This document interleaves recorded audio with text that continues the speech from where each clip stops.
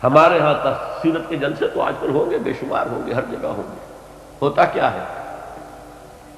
آپ کی عظمت بیان ہو رہی ہے، آپ کی کالی کملی کا تذکرہ ہو رہا ہے، آپ کی سرمئی آنکھوں کا حسن بیان کیا جا رہا ہے، آپ کی زلفوں کی یہ تو نہیں ہے،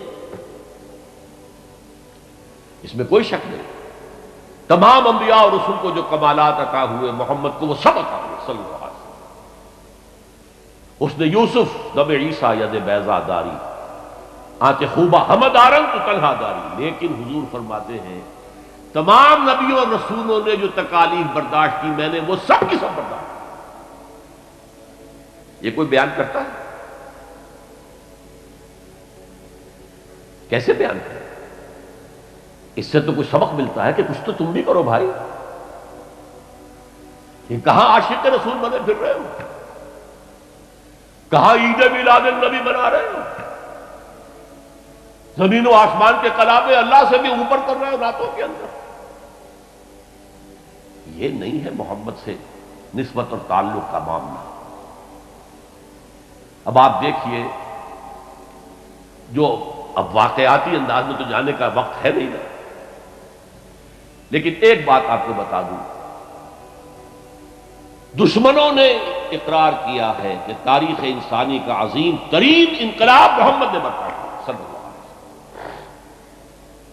M N Roy of India, member of Communist International, اس نے 1920 میں تقریر کی لاہور میں، بریڈلا ہال میں، دی ہسٹوریکل رول آف اسلام۔ وہ کتاب اب بھی انڈیا میں چھپتی ہے۔ اس نے کہا تاریخ انسانی کا عظیم ترین انقلاب محمد نے برپا کیا، اور اس نے کہا یہ ندی فتوحات نہیں تھیں، فتوحات تو سکندر نے بہت کر دی تھی، اٹیلا نے بہت کر دی تھی، چنگیز نے بہت کر دی تھی۔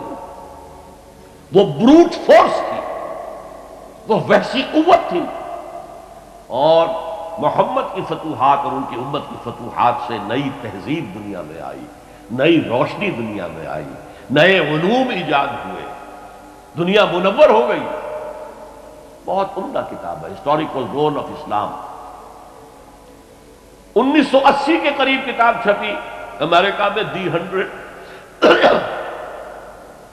A selection and gradation of the 100 most influential personalities of human history۔ تاریخ انسانی کا دھارا بہتا ہے، ہم بھی اس میں بہ رہے ہیں، جدھر بہ رہا ہے ہم بھی بہ رہے ہیں، چلو تم ادھر کو ہوا ادھر کی۔ کچھ لوگ ایسے ہوتے ہیں کہ جو دھارے کا رخ بدلتے ہیں، بہنے والے تو سب ہیں، لیکن اس دھارے کے رخ کو بدلنے والا کوئی ہوتا ہے۔ تو ڈاکٹر مائیکل ہارٹ نے پہلے 100 آدمیوں کا انتخاب کر لیا جنہوں نے تاریخ کے دھارے کا رخ موڑا ہے، سلیکشن، پھر گریڈیشن۔ ان میں سب سے زیادہ جس نے موڑا ہے، جس سے سب سے زیادہ مؤثر ہوا، وہ کون؟ نمبر 1، پھر نمبر 2، پھر نمبر 3، 100 تک چلا گیا۔ نمبر 1 پر حضور کو لا رہا، عیسائی ہے اور ابھی تک کوئی اطلاع نہیں ہے اس کے اسلام لے آنے کی، زندہ ہے، مینہٹن میں رہتا۔ اس نے پھر اس کی وجہ بیان کی کہ naturally I own an explanation.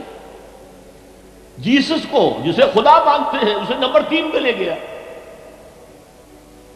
حضور کو نمبر 1 پر۔ اور جواب کیا دیتا ہے؟ ایکسپلینیشن کیا ہے؟ This is because he is the only person supremely successful in both the religious and secular fields۔ جتنے بڑے لوگ دنیا میں ہیں وہ یا ادھر اونچے ہیں تو ادھر کچھ نہیں، ادھر اونچے ہیں تو ادھر کچھ نہیں۔ بڑے حکمران، بڑے فاتح، اخلاقی اور دینی اور روحانی اعتبار سے 0 بلکہ مائنس۔ بڑے مذہب، اخلاقی تعلیمات، روحانی تعلیمات بہت اونچے، گوتم بدھ، حضرت مسیح، لیکن ریاست، حکومت، سیاست 0۔ ایک ہی شخص، کتنی بڑی سچائی اس کے قلم سے نکلی ہے۔ دی only person supremely successful in both the religious and the secular fields۔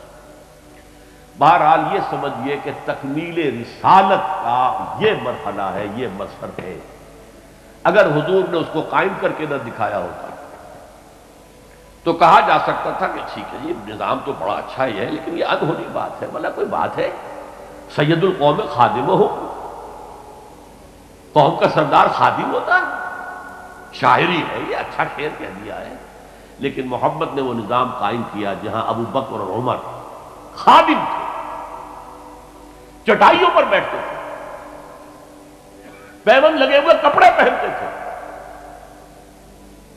رات کو گشت کے دوران کسی عورت کے کراہنے کی آواز آئی، پتہ کیا، معلوم ہوا کہ درد ذہن میں ہے اور کوئی اٹینڈ کرنے والا نہیں، فوراً گھر گئے، اپنی بیوی کو لے کر آئے، فرسٹ لیڈی، اور اس نے مڈ وائف کا کام کیا۔ ایک اور جگہ دیکھا، بچوں کو رونے کی آواز آئی، پوچھا کیا ہے؟ ماں نے کہا کہ میرے پاس کھانے کو کچھ نہیں ہے، بچے بھوک سے بلک رہے ہیں، اور میں نے یہ صرف ہانڈی چڑھا دی ہے چولہے کے اوپر کے دھوکہ دینے کے لیے کہ کچھ پکا رہی ہیں، تھوڑی دیر میں روتے دھوتے سو جائیں گے۔ کانپ گئے بیت المال، وہاں سے ایک بوری آٹے کے لیے اپنے کندھے پر، غلام سے کہا میرے کندھے، اس نے کہا میں نہیں چلتا ہوں، نہیں، قیامت میں تم میرا بوجھ نہیں اٹھا سکو گے۔ اپنے کندھے پر بوری رکھ کر گئے ہیں، وہاں جا کر کھانا پکوایا ہے۔ یہ سید القوم خادم ہو، کبھی دیکھی تھی دنیا نے یہ بات؟ قائم کر کے دکھایا، نوع انسانی پر حجت قائم کی، مائیکل ہارٹ نمبر 1 پر لا رہا ہے۔ آپ غور کیجیے، ایچ جی ویلز کی بھی اب وقت نہیں ہے میرے پاس، میں نے وہاں تقریر کے اندر پوری واضح کی بات، اس کی شہادت، حالانکہ وہ شاطب رسول ہے، حضور کو گالیاں دی ہیں اس نے، بالکل رشدی کی طرح، اور تسلیمہ نسرین جو ہے بنگلہ دیش کی، اس کی طرح، لیکن ایک اعتبار سے گھٹنے ٹیک کر حضور کی مدح کرنے پر مجبور ہے۔ تو یہ اصل میں بات تکمیل رسالت ہے، پیش کر دینا، پہنچا دینا، وما علینا الا البلاغ، یہ بھی رسالت کا معاملہ ہے، یہ ابتدائی مرحلہ ہے۔ اس نظام کو قائم کر کے دکھانا، انقلاب برپا کرنا، اس کو چلا کر دکھانا، چاہے وہ 30 برس رہا، لیکن دنیا کا کوئی دوسرا نظام تو ایک دن بھی قائم نہیں ہوا۔ جس ڈیموکریسی کا خواب والٹیئر اور روسو نے دیکھا تھا، ایک دن کے لیے بھی نہیں آئے۔ یہ تو کیپٹلسٹ کی ڈکٹیٹرشپ ہے جسے جمہوریت کہا جا رہا ہے۔ جمہوریت کہاں ہے؟ اس نے dictatorship of the capitalist. Billionaire میں ہو تو آپ الیکشن کیسے لڑیں گے؟ عام آدمی الیکشن لڑ لے گا۔ دے میں استبداد جمہوری قوام پائے کو، تو سمجھتا ہے یہ آزادی کی ہے نیلم پری؟ ہم نے خود شاہی کو پہنایا ہے جمہوری لباس، ابلیس کا ایک مشیر کہہ رہا ہے، ہم نے خود شاہی کو پہنایا ہے لباس، جب ذرا آدم ہوا ہے خود شناس و خود نگر۔ آدمیوں میں اپنے حقوق کا ذرا احساس، اور یہ احساس محمد نے پیدا کیا صلی اللہ علیہ وسلم۔ اس کے تحت انہوں نے کہا اچھا وہ انسانی حاکمیت ٹنوں کے حساب سے فرعون کے سر پہ رکھی ہوئی تھی، گندگی، اب ہم نے کیا کیا، وہ تولا تولا سب میں بانٹ دو، گندگی تو گندگی رہے گی، نجاست تو نجاست رہے گی۔ انسانی حاکمیت ایک شخص کی ہو، انسانی حاکمیت پوری قوم کی ہو، کفر ہے، شرک ہے۔ بہرحال تکمیل رسالت کا ایک پہلو یہ ہے، اس کی مثال میں آپ کو دے دوں، نام چونکہ پہلے بھی 2 مرتبہ لے چکا ہوں، سقراط کا شاگرد بھی اور شارح بھی، سقراط کی اپنی کوئی کتاب نہیں ہے، وہ معلم تھا بس، اس کا فلسفہ بیان کیا ہے افلاطون نے، اور پلیٹو نے کتاب لکھی دی ریپبلک۔